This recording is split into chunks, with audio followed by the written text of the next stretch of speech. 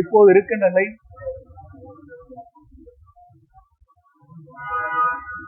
டிவிகேவுக்கும் திமுகவுக்கும் தான் போட்டியை தவிர அண்ணா திமுக என்ற இயக்கம்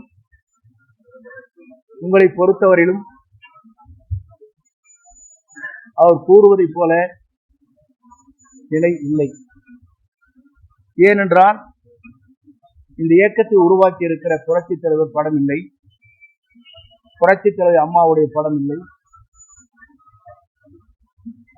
என்டிஏ கூட்டணியுடைய கூட்டம் பாரத பிரமுடைய தலைமையை அங்கே பாரத பிரமு வருகிற போது அந்த நிகழ்ச்சியிலே பின்னாலே வைக்கப்பட்டிருக்கிற பேனரில் இல்லை.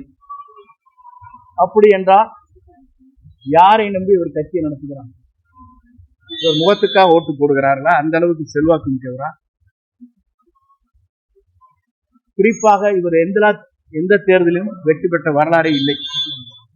நாடாளுமன்ற தேர்தல், சட்டமன்ற தேர்தல், உள்ளாட்சி தேர்தல் அனைத்துமே வெற்றி பெற முடியாத ஒரு சூழ்நிலை ஏற்பட்டிருக்கிறது என்பதை அவர் உணர்ந்திருக்க வேண்டும்.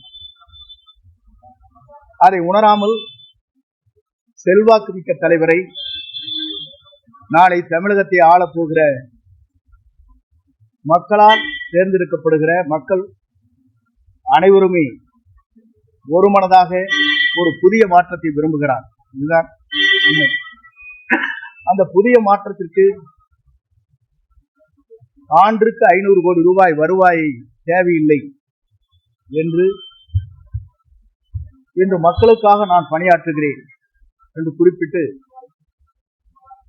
களத்திலே இறங்கி இருக்கிறார்கள்.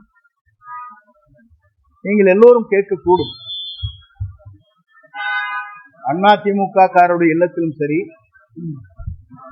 மற்ற திராவிட முன்னேற்ற கழகமாக இருந்தாலும் அவர் வீட்டிலே சென்று கேட்கின்ற போது அவருடைய குரல் எப்படி இருக்கிறது சொன்னால், அவருடைய மனைவி, மகன், மகள் எல்லோருமே புதிதாக உருவாக்கப்பட்டிருக்கிற டிவிகேவுடைய தலைவர்